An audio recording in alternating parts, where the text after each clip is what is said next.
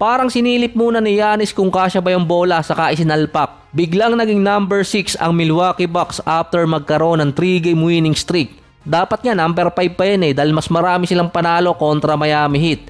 Pero winning percentage kasi yung basehan. Sabi nga ni Giannis, siya pa rin yung pinakamagaling after nga ng panalo nila kontra dito sa Pacers. Mukhang wala munang trade na mangyayari kay Giannis dahil labas dila pa siya. Triple-double ulit para sa kanya, 37 points, 10 rebounds, 11 assists. Talagang naglalaban si Thanasis at si Bronny James ngayon na i-connect pa talaga. Nang dumating si Bronny sa Lakers, top 4 pa rin sa West kahit natalo sila ng nakaraan at kahit matalo pa sila ng isa, papatak pa rin ng top 6. Si Thanasis naman nung dumating at nanood ng game, biglang naging ganado si Giannis. Dinaig pa yung may chicks na nanonood. Hindi ginaganahan doon si Giannis sa mga chicks, nakita na yung kaluluwa. Utol pa lang niya, sapat na. Parang ang sagwa ng kahulugan nun na.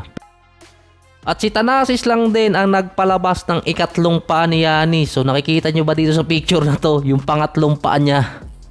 Pero sabi nga kanina sa comment section, kahit magpetik sa East walang problema, sa West hindi. Ang problema kasi dati ng Bucks defense. Nung chinek ko yung stats sa last 3 games, parang wala naman nagbago, ganun pa rin. Pero ang kakaiba doon, mas better percentage shooter sila kontra sa kalaban. Yung iba kasi mga stats doon dikit na. Ang Bucks sa last 3 games nila, 50% pataas yung shooting sa field. Kapag pumasok pa yung 3-point shot nila, mataas yung chance manalo. Parang style Perdigana dahil yung defense pa rin nila yung isa sa problema. Hindi ko naman sinasabing swerte yung Bucks at mahina yung kalaban. Hindi pa rin kasi bumabalik yung dati Milwaukee Bucks na grabe sa defense. Mas better scorer lang sila sa field ngayon. Hindi lang si Dwight Ramos ang player na habulin, pati rin si Kyrie. Hinabol nga siya ng 2 player ng Nuggets. Naiwan pa nung si Nikola. 3 player pa sana nun. Si Jokic kasi nagrereklamo sa referee na hindi tinawagan ng foul si Lively after 2 ng play na makashoot si Jamal Murray ng 3-point shot. Nakashoot na nun si Jamal Murray pero nagreklamo pa rin si Jokic. May reason kasi dun. Natakot na din yung referee kay Jokic nun. Hindi na nakapito ng technical dahil nga sinigawan na siya ni Jokic.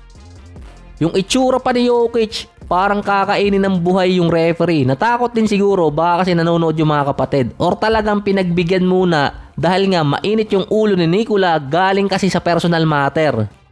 Ang sinabi kasi dun sa report, sinabihan ng referee kaya hindi siya tumawag ng foul ay dahil nag-flop si Nikola. Eh di dapat tinechnical niya.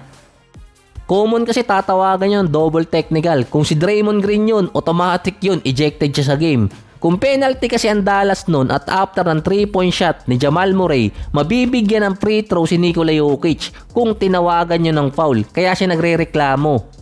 Pero may chance kasi yun na hindi makount yung tira ni Jamal Murray kung tinawagan ng foul si Lively kontra kay Jokic. Pero sa replay, na itira na ni Murray yung bola bago nagkaroon ng contact kay Nikola. So matalino kasing player si Jokic. Kung natawagan kasi ng foul si Lively, pwede pa siya makakuha nun ng 2 free throws kung penalty talaga yung Mavericks nun. Dahil depende rin kasi yun sa tawag talaga ng official. 24 points ang inakyat ng Nuggets kontra Mavericks. Nasa 4-game winning streak naman yung Dallas. Number 8 agad sila nun. Parang nung isang araw number 11. Naka-triple donut din si Klay Thompson. 0 points, 0 out of 8 sa field, 0 sa 3-point shot. Nailusot pa talaga. Yung mga writer ngayon may bagong pauso na Kapag 0 sa game, donut na yung ginagamit. Sa Pinas, itlog. Wala si Luka sa game pero si PJ Washington nasa 22 points. Siya rin yung sumagip. Kasama itong si Lively. Si Kyrie naman nag-struggle lang konti. Nasa 19 points pa rin. Si Nikola naman kakabalik pa lang. Pang-7 agad sa history na may 5 sunod na triple-double. Wala na, finish na ulit. MVP na agad. Pero lang kung hindi siya makalaro ng 65 games. Yung Denver din dapat patak sa number 10. Kaso nga lang dahil sa winning percentage nasa number 6. Medyo hectic yung schedule ng Nuggets. After kasi ng Mavericks, back-to-back sa Lakers, tapos Knicks, Jazz, Clippers, Golden State at Cleveland. Isang araw lang ang pagitan ng mga games na yon. Tama din nakapagpahinga si Jokic ng 3 games. Umay din siya kaka-triple-double.